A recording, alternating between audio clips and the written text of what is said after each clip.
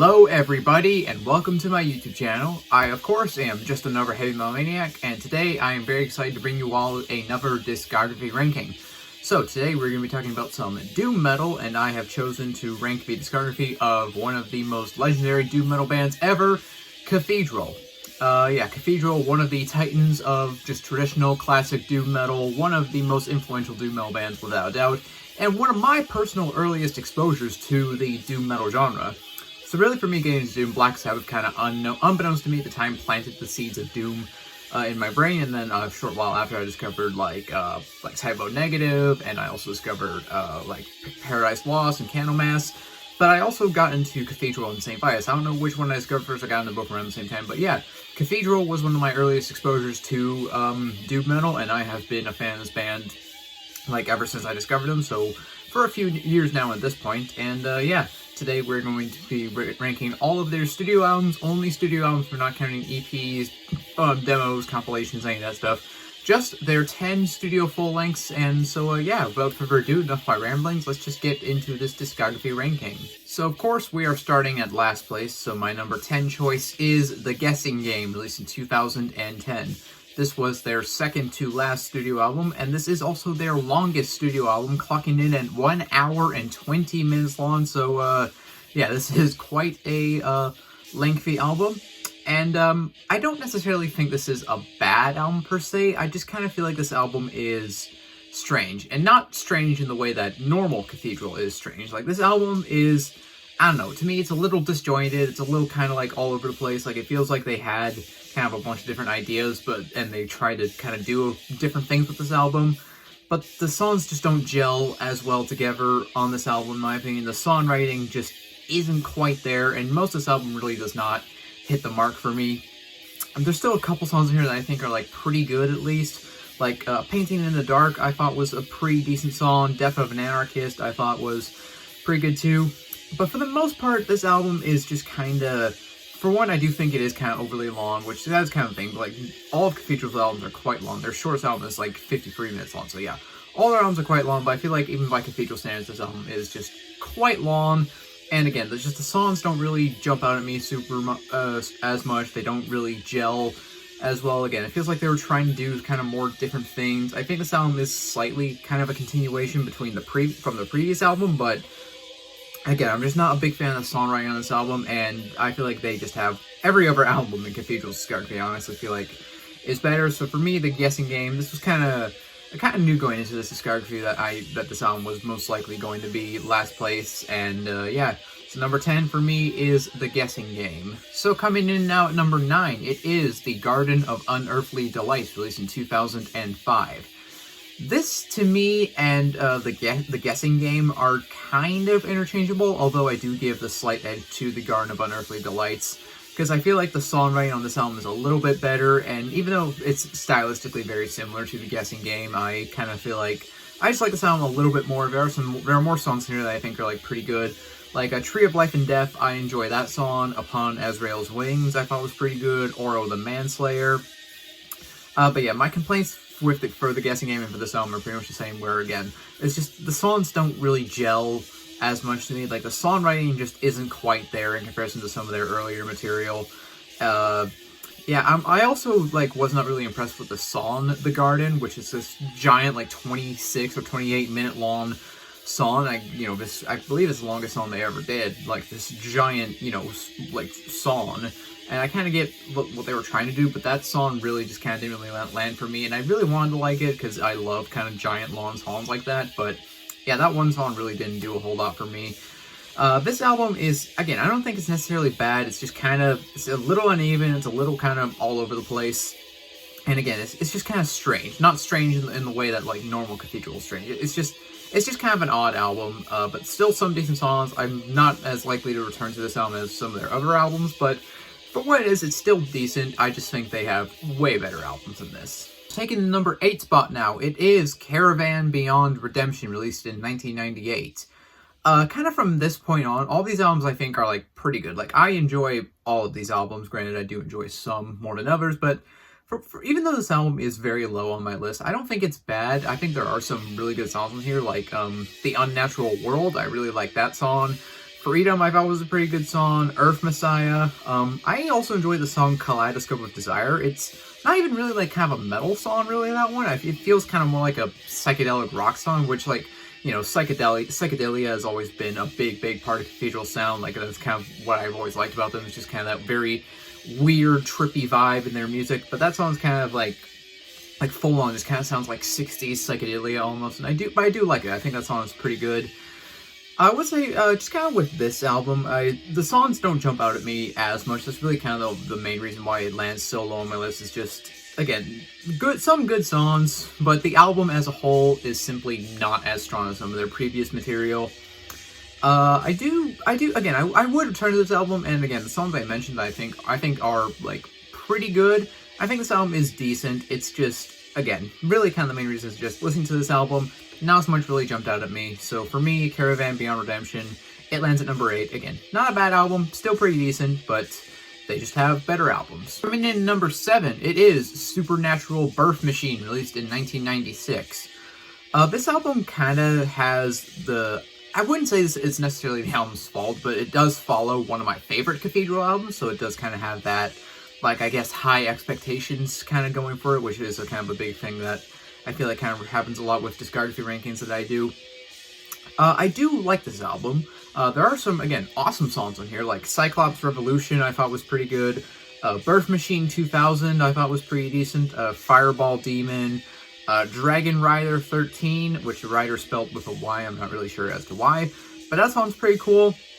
There's a lot more kind of like science fiction like kind of themes on this album, which I don't think I got much of a sci-fi vibe from, like, this band's previous material, but there's a much more prominent, you know, sci-fi kind of theme throughout this album. Again, with the whole kind of, like, you know, you look at the album cover, it's like a giant robotic kind of dragon thing, which looks pretty cool. That's another thing I really like about this band. All their album covers are just incredibly, like, strange, but awesome at the same time.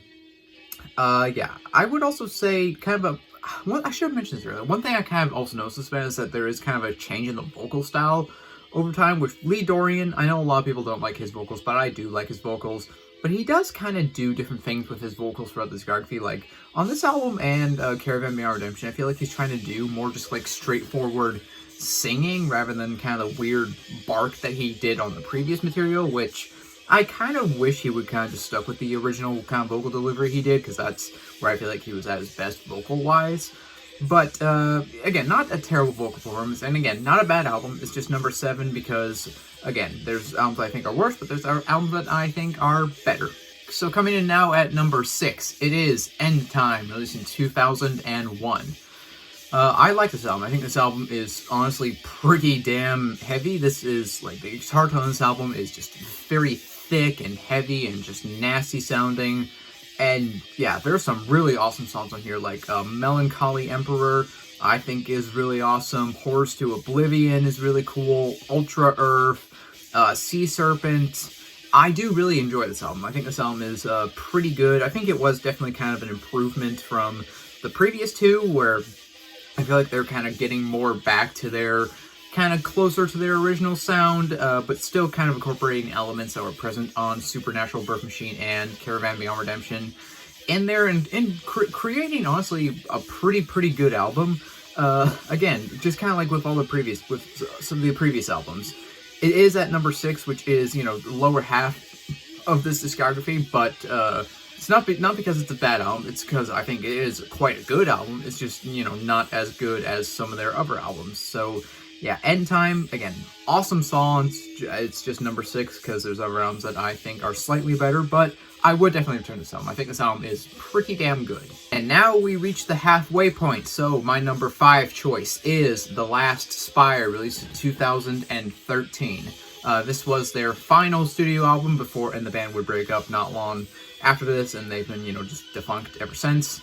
And honestly, I think this was a really solid kind of final send-off for this band. This album kind of touches on different phases of their career. Like, you get stuff on here that kind of reminds me more of, like, the debut. Then you get stuff in here that kind of reminds me a little bit maybe of, like, Garden of Unearthly Delights.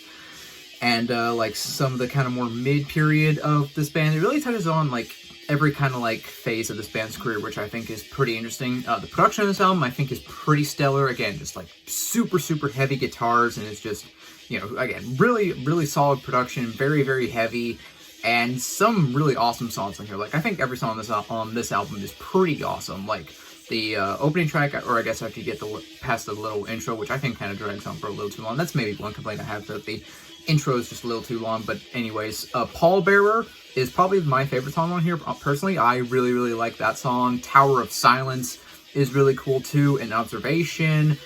This Body, Thy Tomb, I thought was a really good song.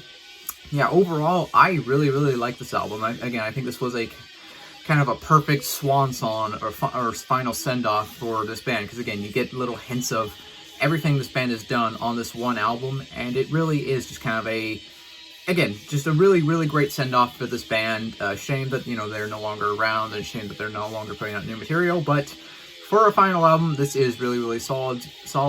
It's only number 5, because there are some albums that are like slightly more, but this is a pretty awesome album. So yeah, The Last Spire, it lands directly at the halfway point at number 5. So, coming in now at number 4, it is The Seventh Coming, released in 2002. As the title would suggest, this is their 7th studio album, and this album is pretty awesome. I really dig this album. Like, some absolutely awesome songs on here, like Phoenix Rising is a banger, Skullflower is a really good song, Iconoclast I think is awesome, Congregation of Sorcerers is really good too, Halo of Fire, I really like that song. I think this album kind of took what they were going with on Endtyme and just kind of improved on it. Like, again, I think the production of this album is also very stellar, and Cathedral has always been great about getting, like, good guitar tones and stuff, but I think the guitar tone on this album is just perfect, you know, crisp, heavy, and yeah, overall, I think this album is just absolutely awesome. All these songs I mentioned, I think, are killer. I also do like Lee Dorrian's vocal forms. I feel like he's kind of, on this album, he's kind of getting a little bit out of the weird, kind of more straightforward sing he does, and getting a little bit back towards that, you know, distinctive weird bark that he does, which I really enjoy. Yeah, it's definitely my favorite from their kind of more, I guess you'd say, I don't want to say modern period, I guess you'd call it more mid-period. But yeah, I do really like this album. I would definitely return to it. It doesn't quite beat out some of their absolute classic material for me, but I think it's an awesome album. So yeah, for me, number 4, The Seventh Coming, I really dig this album. And now we reach the top 3, and my number 3 choice is the Carnival Bazaar, released in 1995. So going into this discography ranking, I kind of knew that the number 1 choice would be a battle between the first 3 albums by this band. And I feel like by general consensus, everyone kind of considers this band's first 3 albums to be their finest material, and I absolutely would have to agree. And Carnival Bazaar, this is a really solid album. Hopkins, the Witchfinder General, was the first song I ever heard by Cathedral. I think that was the song that probably introduced most people to this band, and it's definitely their biggest hit. That song is just absolutely awesome. I love everything about that song, particularly like the sample at the beginning. Just an awesome song, but some other tracks in here that I thought were really good, like the opening track, Vampire Sun, is awesome. Utopian Blaster, which actually features none other than the godfather of metal himself, Tony Iommi, on that song, which probably is what makes that song so good. The title track I thought was really good. Palace of Fallen Majesty. I love the album cover for this album too. Like, it's, you know, just super weird and very iconic. Yeah, it was kind of a tough fought battle between the first 3 albums by this band as to what was going to be my number 1.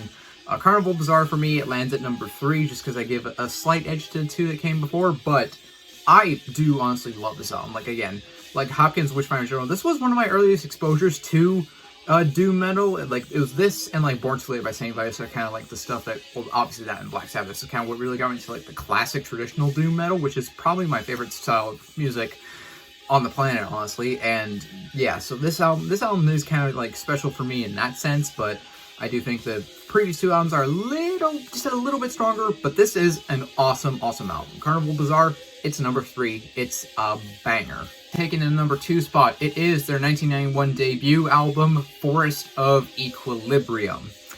Gee, good God, this was the heaviest album. This was the heaviest thing that ever existed in 1991. Like, honestly, this album is insanely heavy. Like, honestly, I feel like I do kind of use the word monolithic to describe a lot of different bands, but that's the word that applies here. Like, it is slow, it is lumbering, like, this is like the musical equivalent of a giant like mammoth wandering across the desolate landscape, just crushing every little animal in its path.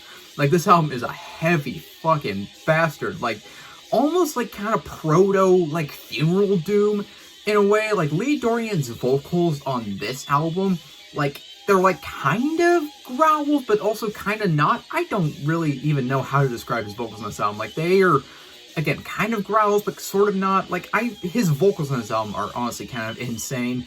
And yeah, you listen to this album, and then you can definitely hear where bands like Thergothyn or like Skepticism got a big part of the sound. Because this album is, it honestly sounds nothing else like, well, not necessarily nothing else, but it definitely is kind of a standout album in their discography, because they went on much more of a kind of more psychedelic approach after this album. But good God, like, some of my favorite Cathedral songs are on this album, like Commiserating, The Celebration, Ebony Tears, Serpent Eve, Funeral Request, Reaching Happiness, Touching Pain.